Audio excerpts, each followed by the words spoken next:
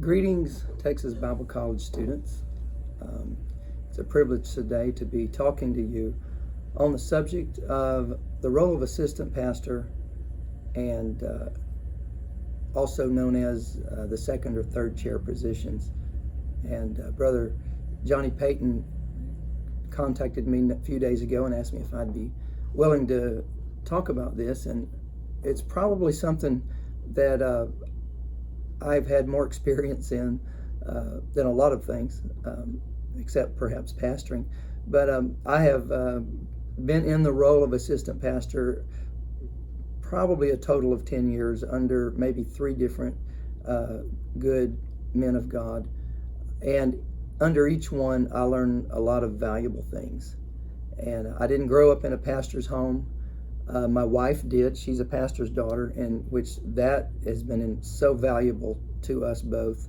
But me being raised in just the home of some good people, good Christian parents, that afforded me the opportunity and instilled in me the value of a pastor. And we always honored the man of God.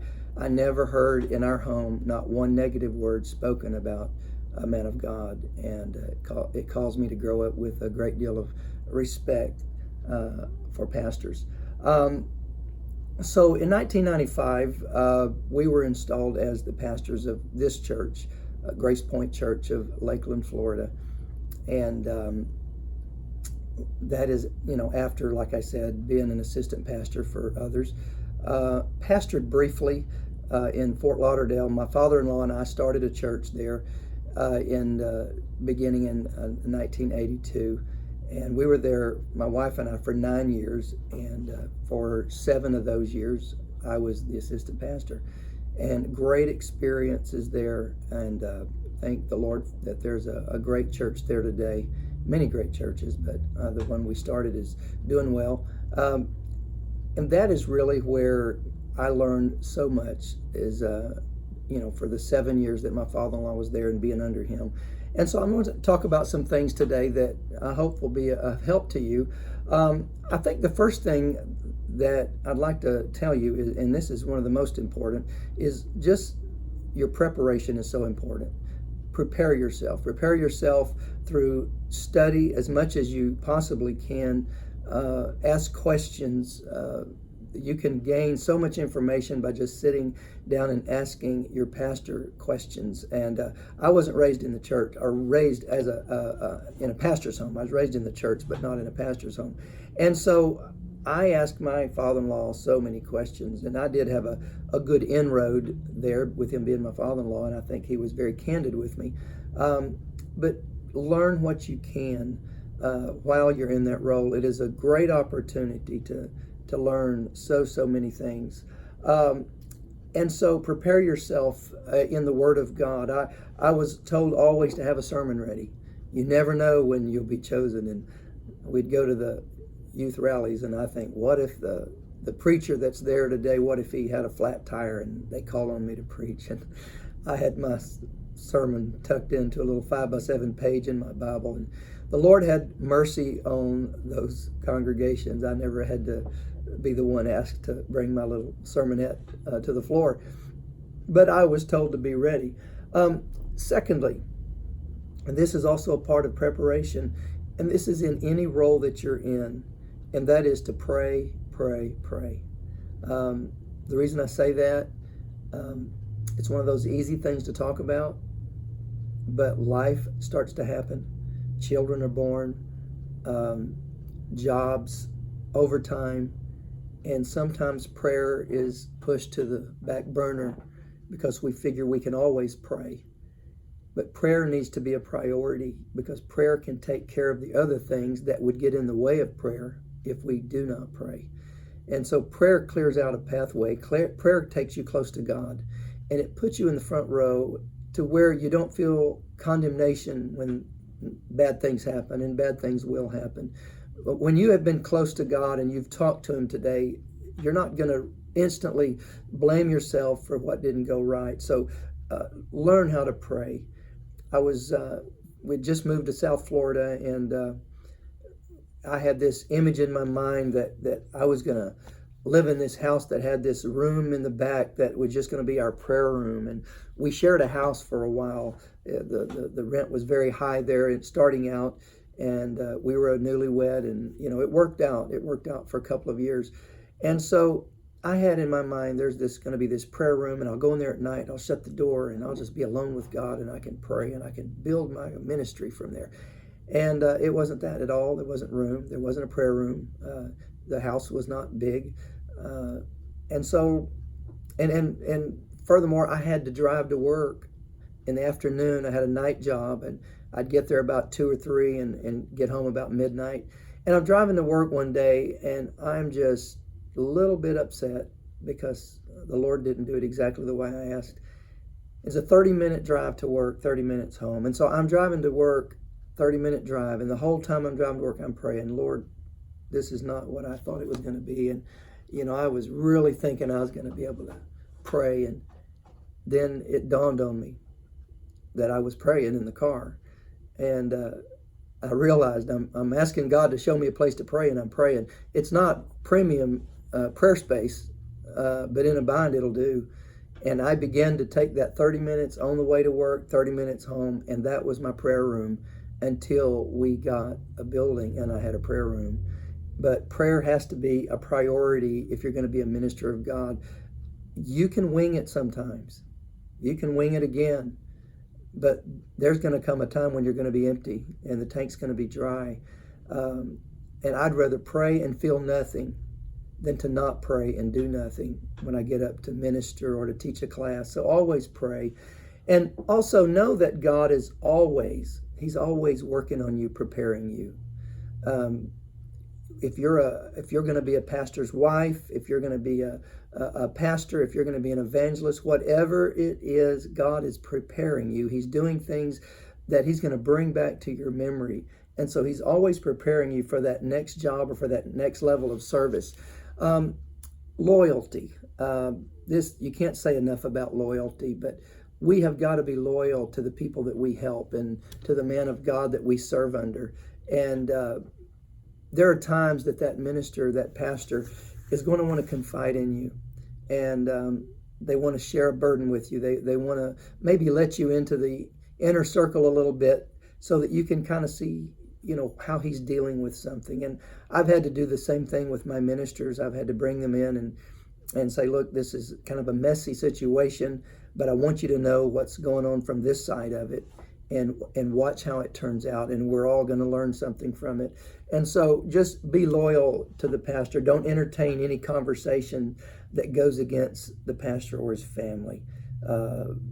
Someone may come to you and say, I've been noticing lately that you haven't been used, and we really enjoy your preaching. And that happened to me. And I began to notice and sense that the man that was giving me the compliments was buttering me up so that he could tear the pastor down. And I quickly ended the conversation and reported it to the pastor. I said, you need to know that there's something going on and it may need to be handled. And I believe that you're never going to be wrong, just to be upfront with the pastor. And then always allow yourself space to be wrong. We don't like to eat crow. And I know at a certain age, I thought I had all the answers. And I would watch how the pastor would handle something, and I would think about it. And my wife was his daughter, so she could talk about it openly and say, I don't agree with that. What should we do? And, the rules still apply. We had to be loyal to the pastor. And I've realized that so many of those situations, those circumstances, have turned out to be great learning experiences. I mean, I reflect back on them, and they've saved me, a lot of trouble. So allow yourself space to be wrong. There are things that you really don't need to know. And there's some things you don't want to know, trust me. But just allow yourself some room, for error. Be yourself. Be yourself. Be your best self. Prepare yourself with prayer and study, but be who you are. I know it's tempting to copy somebody that's successful. You can look up to those that are truly up. But be yourself. They need you. They need your personality. And I know early in ministry, there's a tendency to look at the people that are flying high, and you will see those that seem to rise so quickly, and their name is everywhere, and they get mentioned, and they get opportunities, and you just go there, and you can't hardly put words together, and you mess up testifying, and that seemed to be my lot. And I remember standing to testify in a youth service, and I got up and I said something about a popular song and how the lyrics were kind of ridiculous, and I sat down and I thought that was pretty ridiculous, and but you're going to have those times like that. And I wasn't the kind of person that would get up and say something and everybody would just jump off out of their chairs or out of their pews. I just had to learn my way through. And so be who you are, because God called you. He didn't call you to be you mimicking somebody that's successful. Understand that God has something for you, and He's gonna make the path for you. He's gonna open the doors for you. Be a keen observer. I think that's something that it's not flashy, but just watch how things are handled. And I said earlier about the pastor may want to invite you into some situations to help you learn. Really cherish those opportunities, but always be an observer. Of how did the service go? What worked? What didn't work? Because you're going to lean back on those things. You're going to look back and learn from them. And so whenever things are going well, try to figure out, why are they going well? What are we doing? Because you're going to be the one in the cockpit at some point, and you're going to want to go back and take some notes, write it down. Who all was there? What was we missing? Was the music great? Was it off key? How did it work out? And read on those things later and look back and realize what made it work. Learn from every situation that you can learn from. And I promise you it will pay dividends. Trust the man of God. And I might have said this before in another way, but always trust the man of God. Pastors are not infallible. They're humans. And the Lord on purpose chose people to be pastors who have flaws. And pastors are not perfect. And you will be able to watch someone make some mistakes, and you're going to see them say the wrong things and even make decisions that you may not have made. And you might look at yourself at some point and say, I was right. I wouldn't have done that. But stay with the man of God. Don't go to somebody else and say, well, if it had been me. That's what Absalom did. And it didn't turn out right, with him trying to tell everybody, I'm not like my dad. Absalom was very aware of David's failure. He was very aware. And so he was using that as an opportunity to gain trust with the people. And because he had a chip on his shoulder because his dad, his dad stopped being a father, and he wasn't a great father.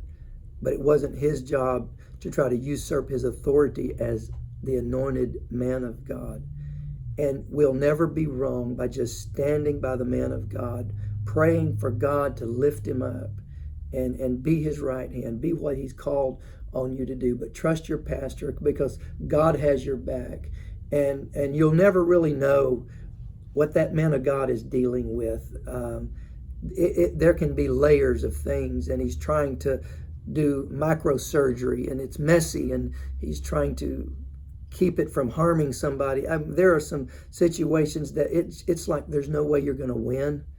There are literally times that a pastor is going to come out looking like the bad guy, at least on some angle, and but he has to do what he has to do.